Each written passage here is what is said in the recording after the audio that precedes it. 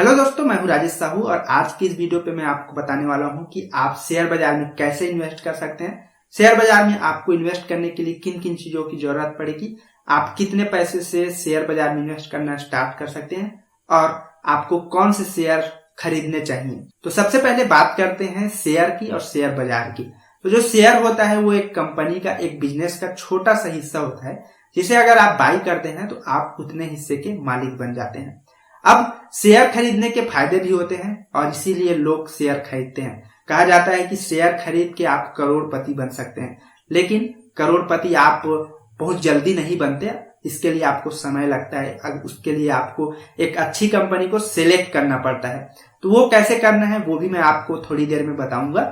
लेकिन शेयर खरीदने का जो फायदा है वो पहला फायदा यह है कि जब आप कोई बिजनेस खरीदते हैं तो बिजनेस करने से प्रॉफिट मिलता है। तो अगर आपने किसी बिजनेस का हिस्सा खरीद के रखा है तो आपको उतने हिस्से का प्रॉफिट मिलेगा।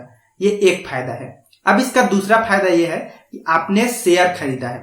अब शेयर का कुछ दाम होगा, तो मान लीजिए आज आपने कम दाम में कोई शेयर खरीदा है और 10 साल 15 साल बाद उस शेयर का दाम बढ़ जाता है। मान लो आज आपने 100 रुपए में खरीदा है, उस शेयर का दाम 10 साल 15 साल बाद 1000 रुपए में हो जाता है।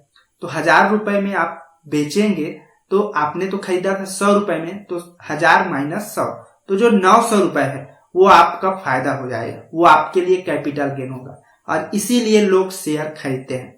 तो शेयर हो गया कंपनी का हिस्सा जिसको आप खरीदकर उतने हिस्से के मालिक बन सकते हैं। बड़ी बड़ी कंपनी है, उनके छोटे छोटे शेयर हैं, उनको खरीदकर आप उतने हिस्से के मालिक बन सकते हैं। अब जो शेयर है वो खरीदा बेचा जाता है और इसे खरीदने बेचने के लिए एक जगह की जरूरत पड़ती है जिसे ही शेयर बाजार कहते हैं। शेयर बाजार को स्टॉक एक्सचेंज कह सकते हैं आप। स्टॉक एक्सचेंज मंडी की तरह होता है। मंडी में जिस प्रकार से बहुत सारी सब्जियां आती हैं, बहुत सारे फल आते हैं, अलग अलग प्रकार के सामान आते हैं, उसी प्रकार स्टॉक एक्सचेंज जो होता है वहां पे अलग अलग तरह की कंपनियां, अलग अलग सेक्टर्स की कंपनियां, अलग अलग इंडस्ट्रीज की कंपनियां लिस्ट होती हैं जिनको आप बाई कर सकते हैं। तो स्टॉक एक्सचेंज एक मंडी की तरह है जहां पे बहुत सारी कंपनियां लिस्टेड हैं और उन कंपनियों को आप खरीद और बेच सकते हैं, या कहें स्टॉक एक्सचेंज ही शेयर बाजार है। अब चलिए जानते हैं कि आप शेयर कैसे बाई कर सकते हैं। आप अगर शेयर खरीदना चाहते हैं तो आपको किन किन चीजों की जरूरत पड़ेगी, आप किस तरीके से कोई कंपनी का शेयर खरीद कर अपने पास रख सकते हैं। तो इसका पहला जो रिक्वायरमेंट आपको होगा वो होगा एक डीमेट अकाउंट का। डीमेट अकाउंट क्या होता है इसके बारे में पहले भी मैंने वीडियो बनाए हैं, तो अगर आपने उस वीडियो को नहीं देखा है तो वो वीडियो आप नीचे डिस्क्रिप्शन से देख सकते हैं। उस वीडियो पे मैंने बताया है कि आप डीमेट अकाउंट कैसे खुलवा सकते हैं, एक अच्छा ब्रोकर आप कैसे चुन सकते हैं, तो वो वीडियो आप देख लीजिएगा। तो शेयर खरीदने के लिए आपके पास एक डीमेट अकाउंट होना चाहिए। डीमेट अकाउंट के बिना आप शेयर नहीं खरीद सकते, क्योंकि जो डीमेट अकाउंट होता है उसी में आप शेयर को खरीद कर रखते हैं। तो डीमेट अकाउंट पहला रिक्वायरमेंट है। जब आप डीमेट अकाउंट खुलवाते हैं तो जो ब्रोकर होता है वो आपका ट्रेडिंग अकाउंट भी खोल देता है जिससे आप ऑर्डर प्लेस करते हैं। तो डीमेट अकाउंट, ट्रेडिंग अकाउंट एक साथ खुलता है जिसको आप खुलवाकर ही शेयर खरीद सकते हैं। दूसरा जो रिक्वायरमेंट आपको होता है वो एक बैंक अकाउंट की।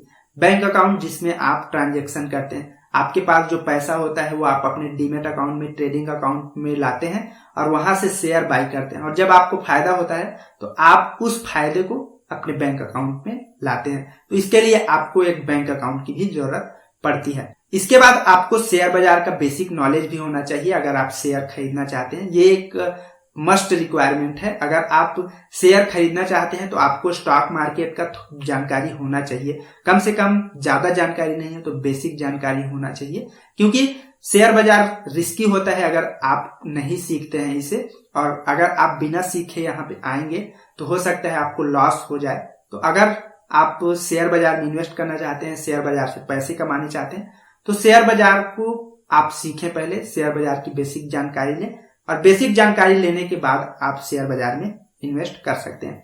तो बेसिक जानकारी में क्या क्या आता है कि शेयर बाजार कैसे वर्क करता है, शेयर कैसे खरीदना है, कौन सी कंपनी के शेयर खरीदना है, एक अच्छी कंपनी को कैसे चुनना है, आपको इन सारी चीजों को ध्यान में रखना होता है। तो ये बेसिक जानकारी है। इसके बाद जब जैसे जैसे आप सीखते जाते हैं शेयर बाजार के बारे में, आपको और नॉलेज होती जाती है और उस प्रकार से आप अच्छा परफॉर्मेंस करने लगते हैं। अब शेयर बाजार से शेयर आप खरीदना चाहते हैं तो आपको पैसे की भी जरूरत पड़ती है। कई लोगों का ये सवाल होता है कि क्या शेयर बाजार हम कम पैसों से शुरू कर सकते हैं? तो शेयर बाजार आप कम पैसों से शुरू कर सकते हैं। एक्चुअल में अगर मैं अपनी बात करूं तो मैंने अपना जो शेयर मार्केट करियर है वो 1000 रुपए से स्टार्ट किया है। तो शेयर बाजार कम पैसे से शुरू कर सकते हैं, इसमें कोई प्रॉब्लम नहीं है। अगर आपके पास कम पैसे मान लो 500 रुपए भी है तो आप 500 से शुरू कर सकते हैं।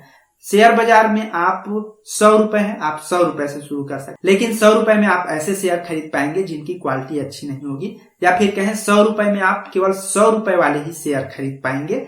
आप 1000 रुपए वाले, आप 5000 रुपए वाले शेयर को नहीं खरीद पाएंगे। तो शेयर बाजार की शुरुआत आप कम पैसे से शुरू कर सकते हैं।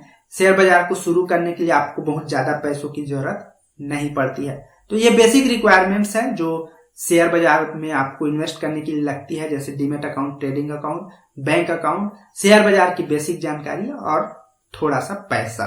तो इतना सब आपके पास है तो आप शेयर बाजार में इन्वेस्टमेंट करना स्टार्ट कर सकते हैं। लेकिन आपको थोड़ा सा ये भी जानकारी होना चाहिए कि कौन से शेयर आपको खरीदने चाहिए। तो बहुत से नए लोग जब आते हैं शेयर बाजार में तो उनका गलती ये होता है कि वो ऐसे शेयर खरीद लेते हैं जो उनके प्राइस कम होते हैं, जिनको हम पेनी स्टॉक कहते हैं। पेनी स्टॉक ऐसे स्टॉक होते हैं जिनके प्राइस 25 रुपए से कम के होते हैं, और वो स्टॉक केवल इसलिए कम में मिल रहे होते हैं क्योंकि उनका फंडामेंटल अच्छा नहीं होता, वो कंपनी अच्छी नहीं होती, उनका बिजनेस अच्छा नहीं होता। तो बहुत से बिगिनर ये गलती करते हैं कि वो कम वाले शेयर खरीद लेते हैं। तो ये गलती आपको नहीं करना है। ये शेयर जो कम दाम में मिल रहे हैं वो आपको महंगे पड़ सकते हैं, तो आपको ऐसे शेयर को खरीदना नहीं है। अब मैं आपको कुछ ऐसे पॉइंट्स बता देता हूं जो आपको शेयर खरीदने में मदद करेंगे।